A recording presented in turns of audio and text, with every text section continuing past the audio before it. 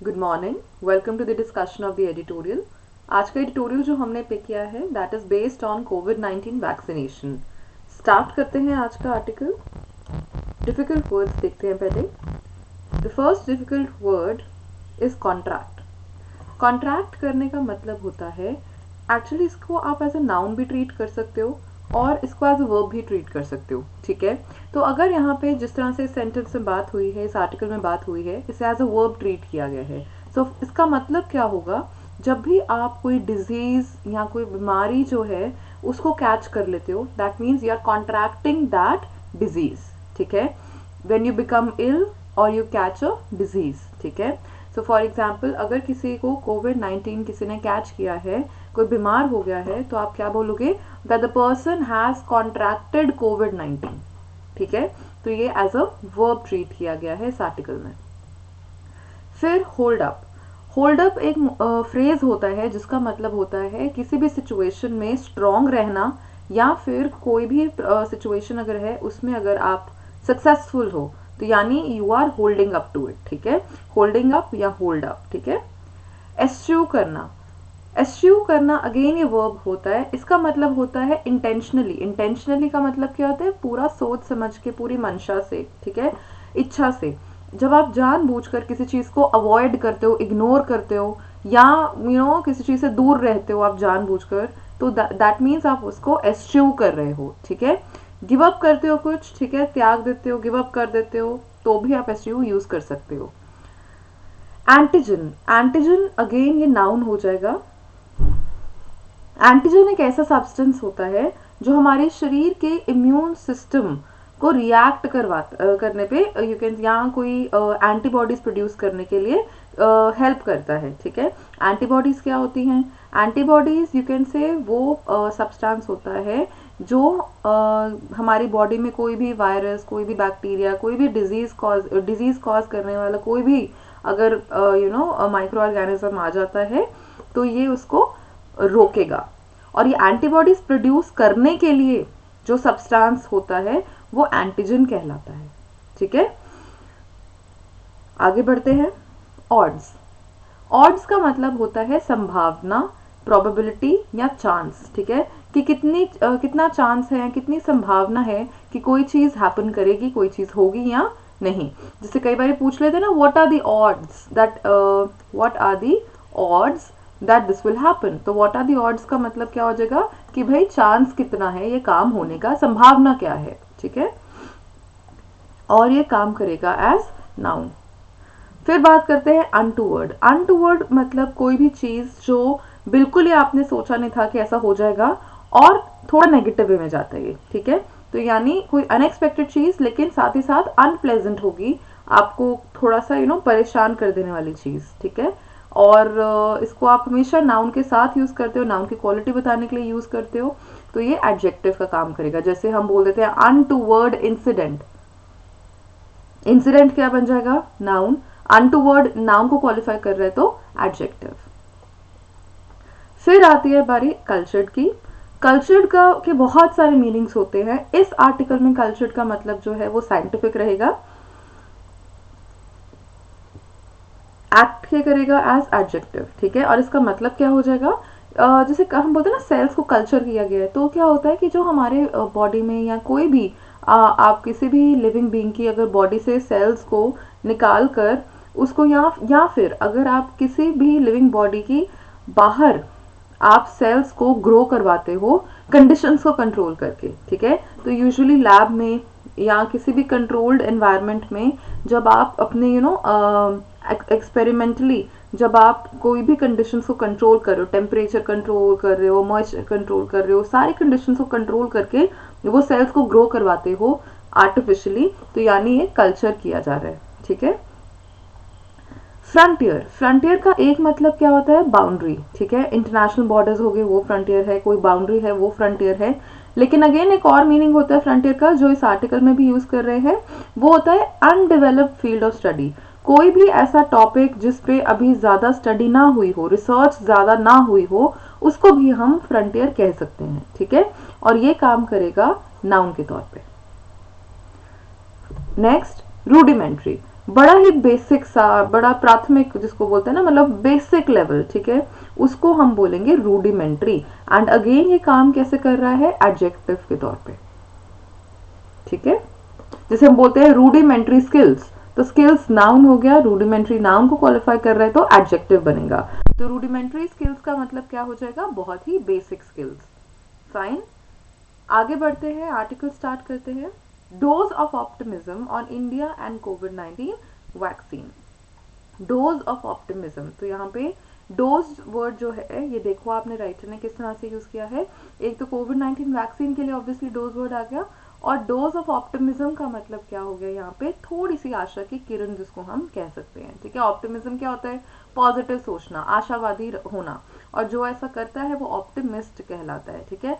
हमने क्लास में भी बहुत बार ये बात पढ़ी हुई है कि किसी भी शब्द के लास्ट में अगर इज्म आता है तो वो एक एब्स्ट्रैक्ट आइडिया होता है, एब्स्ट्रैक्ट नाउन है, और इसका मतलब क्या होता है, कोई भी आइडिया, कोई भी आपका सोच, या कोई भी कैसे आपका एक विचार का तरीका है ना।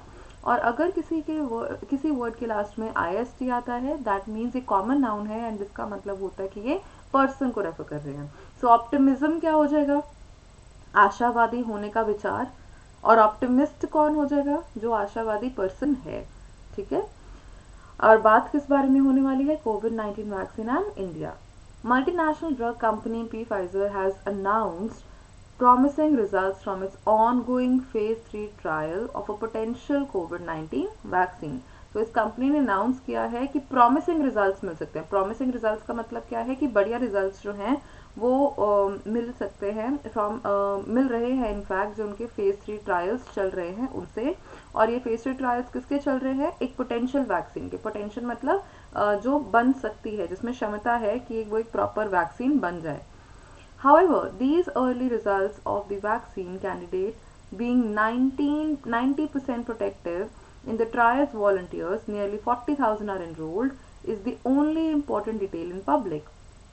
लेकिन ये जो रिजल्ट्स है उस वैक्सीन कैंडिडेट क्यों बोला गया है, क्योंकि कैंडिडेट कौन होते हैं, जो अभिलाषी होते हैं, है ना।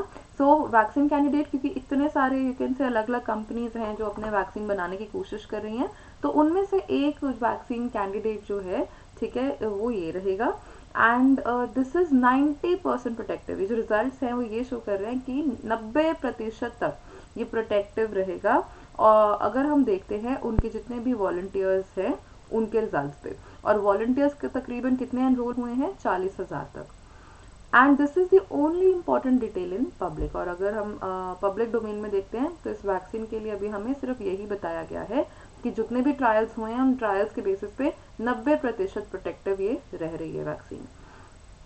Pfizer, which is using a vaccine candidate by German firm BioNTech, had disclosed in September that for a vaccine to be judged 60% effective, 164 volunteers would have to contract COVID-19. तो उन्होंने पहले ये बात बताई थी, ये जो कंपनी है, ये वैक्सीन कैंडिडेट जो ये यूज कर रही हैं वो एक जर्मन फर्म BioNTech की ये वैक्सीन कैंडिडेट है। और इन्होंने सितंबर में ये बात डिस्क्लोज की थी, ये बात बताई थी कि अगर किसी वैक्सीन को 60% इफेक्टिव अगर हम मानना चाहते हैं तो 164 वॉलंटियर्स जो होंगे उनको कोविड-19 होगा, तो जाके इसको हम बोलेंगे कि 60% इफेक्टिव है। This includes both the vaccine and placebo groups. और ये जो 164 वॉलंटियर्स हैं इनमें वैक्सीन ग्रुप और प्लेसिबो ग्रुप्स दोनों आते हैं। वैक्सीन ग्रुप्स तो आपको पता है जिन पे एक्चुअल वैक्सीन ट्राई की जा रही होती है, ठीक है। प्लेसिबो क्या होता है, प्लेसिबो में बेसिकली जो ग्रुप में जो लोग होते हैं उन्हें क्या किया जाता है, एक इंजेक्ट तो किया जाता है लेकिन वैक्सीन इंजेक्ट नहीं की जाती। उन्हें कहा जाता है कि वैक्सीन इंजेक्ट की जाएगी, बट एक्चुअल में जो यू कैन से जो एक्चुअल वैक्सीन होती है वो नहीं दी जाती है। तो उससे एक बेसिकली इफेक्ट देखा जाता है कि जिनको एक्चुअल में वैक्सीन दी जा रही है तो असर क्या कुछ डिफरेंट आ रहा है, ठीक है। एंड उन लोगों को, प्लेसिबो ग्रुप्स को पता नहीं होता कि एक्चुअल वैक्सीन दी जा रही है या नहीं, ठीक है। सो दोनों ही ग्रुप्स में अगर हम बात करते हैं वैक्सीन और प्लेसिबो, दोनों ग्रुप्स को मिला के 164 वॉलंटियर्स जो हैं वो कंट्रैक्ट करना चाहिए उनको कोविड-19, तो 60% इफेक्टिव माना जाता है। द क्लेम ऑफ 90%, अब अगर 90% की बात करते हैं तो it is based on sample of 94 volunteers. But it is not known how many belong to either group, ठीक है। तो अगर हम बात करते हैं इस सर्वे की, तो इस सर्वे में जो 94 वॉलंटियर्स का जो सैंपल था, उसमें से हमें ये नहीं पता कि ईदर ग्रुप यहाँ पे कौन है, कि वैक्सीन ग्रुप के कितने लोग हैं इसमें और प्लेसिबो ग्रुप के कितने लोग हैं इसमें, that we do not know. It is also unclear if those who were eventually infected manifested mild or moderate severity of disease. तो एक और चीज़ जो राइटर कह रही है अनक्लियर है, जो हमें नहीं ठीक से पता है, वो क्या है कि ये जिन लोगों को हुआ भी ये कोविड-19, ठीक है, ट्रायल्स के टाइम पर, वो इन्फेक्शन जो था वो माइल्ड था या मॉडरेट सिवियरिटी थी उसकी, ठीक है, कि सिवियरिटी जो थी वो बिल्कुल हल्का माइल्ड था, या थोड़े अमाउंट तक सिवियरिटी जो थी वो डिजीज की वो थी, ठीक है. Though the results according to Pfizer were announced by an expert independent committee, they have not yet been announced by the standard procedure of a peer-reviewed journal. peer-reviewed journal क्या होता है ये मैं एक बार डिस्कस कर लेती हूँ. जब आप कोई कुछ भी इंफॉर्मेशन पब्लिश करते हो एक peer-reviewed जर्नल में, तो peers किन्हें बोलते हैं? peer वो होते हैं जो आपके बराबर के लोग होते हैं, ठीक है. सो अगर आप मान लो मेडिकल लाइन में, अगर जैसे ऑब्वियसली वैक्सीन का ये हो रहा है, तो सेम लाइन में सेम फील्ड के और इक्वल लोग जो होंगे, इक्वल नॉलेज बेस के जो लोग होंगे, वो उस चीज़ को रिव्यू करते हैं, वो उसका यू कैन से मूल्यांकन करते हैं, यू कैन से इवैल्यूएशन करते हैं, रिव्यू करते हैं उसको कि ये जो बात कही जा रही है क्या ये सही है, ठीक है. सो पीयर रिव्यू करने का मतलब जो इक्वल नॉलेज के जो लेवल, सेम लेवल के जो लोग हैं, जब वो अपना रिव्यू उसको करते हैं, ठीक है. सो दो दी रिजल्ट्स, ये जो रिजल्ट्स हालांकि जो Pfizer के अकॉर्डिंगली अनाउंस किए गए थे इंडिपेंडेंट एक्सपर्ट कमेटी के द्वारा, लेकिन अभी ये जो स्टैंडर्ड प्रोसीजर होता है, जो आमतौर पे जो ये अपनाया जाता है प्रोसीजर पीयर रिव्यू जर्नल का, वो अभी अनाउंस करना बाकी है. In short, there is still time to be reliably sure that the results actually hold up in a wider population. तो अगर हम शॉर्ट में बात करें तो राइटर कहते हैं कि अभी थोड़ा टाइम लगेगा रिलायबली श्योर होने में. रिलायबल का मतलब क्या होता है? भरोसा होना, है ना. सो अभी हम भरोसे से ये श्योर होने में थोड़ा टाइम लगेगा, और देखना ही होगा कि जो रिजल्ट्स हैं ये क्या ये एक्चुअली होल्ड अप कर पाते हैं, क्या ये एक्चुअली टिके रहते हैं रिजल्ट्स, या ये सक्सेसफुल होते हैं रिजल्ट्स, अगर हम बात करते हैं एक वाइड पॉपुलेशन की. Pfizer's announcement may not have an immediate impact for India. Unlike Covishield by the Serum Institute or Covaxin by Bharat Biotech Limited, there are no large phase 3 trials of the vaccine in India. हमने बहुत सारे I think articles कर लिए हैं Covid vaccine से related, और उसमें हमने फेज 1, फेज 2, फेज 3 ट्रायल्स के बारे में भी बात किया हुआ है. आपको पता होगा कि वैक्सीन जो हैं जब वो डेवलप की जा रही होती है तो अलग अलग फेजेस से उनको गो थ्रू करना पड़ता है. तो अकॉर्डिंग टू द राइटर जो Pfizer की अनाउंसमेंट है उससे इंडिया को इमीडिएटली इफेक्ट शायद ना मिले, क्योंकि कोविशील्ड जो है, जो कोविशील्ड जो सीरम इंस्टीट्यूट बना रहा है, या जो कोवैक्सीन है जो भारत बायोटेक बना रहा है, वो फिर भी फेज 3 ट्रायल्स जो हैं वो कर रहे हैं. लेकिन जो ये वैक्सीन है ये फेज 3 ट्रायल्स जो है इंडिया में अभी लार्ज स्केल पे नहीं कर रही है, ठीक है. There are no large phase 3 trials of the vaccine in India. While were early discussions with Pfizer, there is an yet no confirmation. वैसे early discussions हुई थी, but there is as yet अभी तक no confirmation, कोई confirmation नहीं है on whether India can be assured of the early access to even a fraction of the vaccine output in the event it is ready. In the event का मतलब यहाँ पे हो गया कि in the possibility, कि अगर ऐसा होता है. तो अभी कोई confirmation नहीं है कि अगर ऐसी सिचुएशन हो कि ये वैक्सीन जो है वो रेडी हो जाता है, तो अभी ये देखना होगा कि क्या इंडिया को इस वैक्सीन आउटपुट का थोड़ा सा भी जो फ्रैक्शन है उसका एक्सेस मिल पाता है या नहीं. The vaccine candidate is based on an mRNA technology which eschews the use of an infectious particle such as portion of the virus and uses a piece of RNA that is then made into an antigen by the body's own machinery. तो इसमें क्या किया जाता है, ये writer ने यहाँ पे शॉर्ट में बताया है कि ये जो टेक्नोलॉजी है ये mRNA टेक्नोलॉजी है, और जिसमें कि RNA का एक पीस जो है वो यूज़ किया जाता है और उससे एक एंटीजन बनाया जाता है. और जैसा कि अभी हम पढ़ रहे थे कि एंटीजन क्या करेगा, वो हमारा जो इम्यून सिस्टम है उसमें एंटीबॉडीज क्रिएट करेगा. तो ऑब्वियसली इम्यून सिस्टम स्ट्रांग हो जाएगा, है ना। सो जो एंटीजन है वो क्रिएट किया जाएगा, और वो क्रिएट कौन करेगा, हमारी बॉडी की खुद की मशीनरी, ठीक है। This reduces the odds of untoward reactions, और इससे जो चांसेस हैं, ऑड्स मतलब जो चांसेस हैं कि कोई अनटूवर्ड मतलब अनएक्सपेक्टेड और कोई बुरा रिएक्शन हो जाए, ऐसा इसके चांसेस कम हो जाएंगे। It also does not need to be cultured in chicken eggs or other mammalian cells, allowing it to be made faster or more inexpensively. तो जैसे इसको जो अगर आपने इसके सेल्स को ग्रो भी करवाना है तो वो कल्चर करवाने के लिए, ग्रो करवाने के लिए आपको कोई और सेल्स में भी नहीं डालना पड़ेगा, जिसकी वजह से ये प्रोसेस जल्दी होगा और पैसे भी इनसे अगर इकोनॉमिकली भी देखते हैं तो ज़्यादा it will be more inexpensive, ठीक है। ये एक्सपेंसिव भी कम रहने वाला है, ठीक है। Though it is at the frontier of novel vaccine production methods, there are still no commercially available mRNA based vaccines. तो अब ऑब्वियसली अभी जो फील्ड है इस पे ज़्यादा यू कैन से ये नॉवल है। नॉवल का मतलब ही क्या होता है, नया, ठीक है। ये vaccine production method comparatively new है, और अभी अगर हम देखते हैं तो mRNA ये जो टेक्निक है जिसके थ्रू वैक्सीन बनाई जा रही है, इस टेक्निक पे बेस्ड वैक्सीन जो हैं, कमर्शियली अवेलेबल जो वैक्सीन एटलीस्ट हैं, वो नहीं है।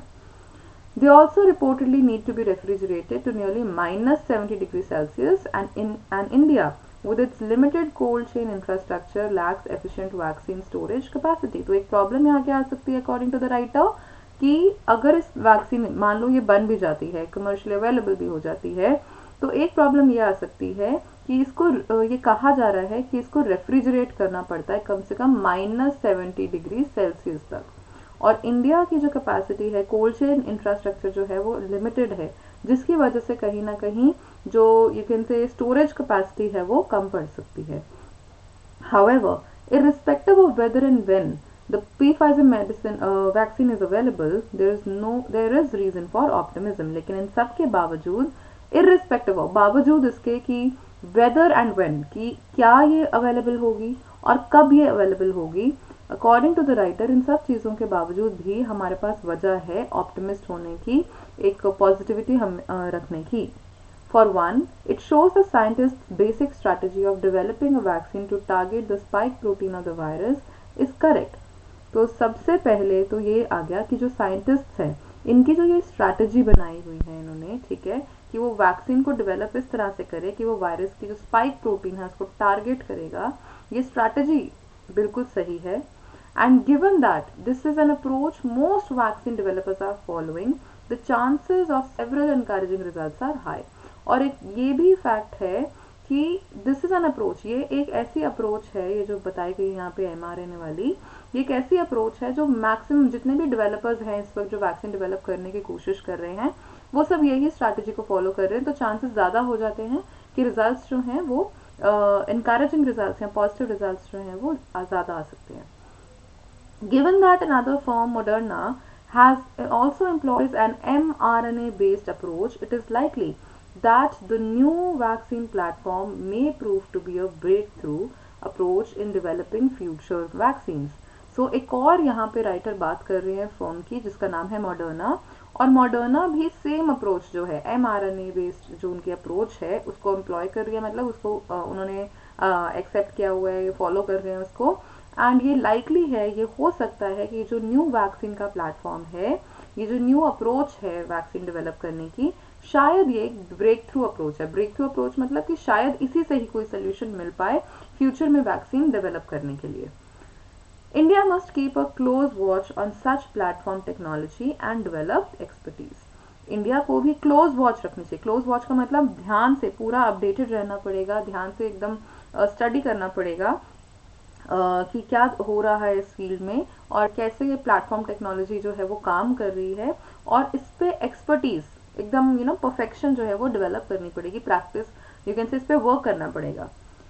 It must also not lose an opportunity to improve its cold chain infrastructure, which currently is developed only for rudimentary vaccines. और इस केस में अगर हमें पता है कि ऑलरेडी एक यू कैन से हमें कोल्ड चेन की ज़रूरत पड़ सकती है, इंफ्रास्ट्रक्चर की ज़रूरत पड़ सकती है, सो इस केस में we should not lose an opportunity, हमें अपॉर्चुनिटी जो है वो हाथ से नहीं देने चाहिए कि हम अपनी जो कोल्ड चेन इंफ्रास्ट्रक्चर है उसको इम्प्रूव करें, क्योंकि फिलहाल जो ये इंफ्रास्ट्रक्चर है ये सिर्फ जो बेसिक वैक्सीन है उन्हीं के लिए अवेलेबल है।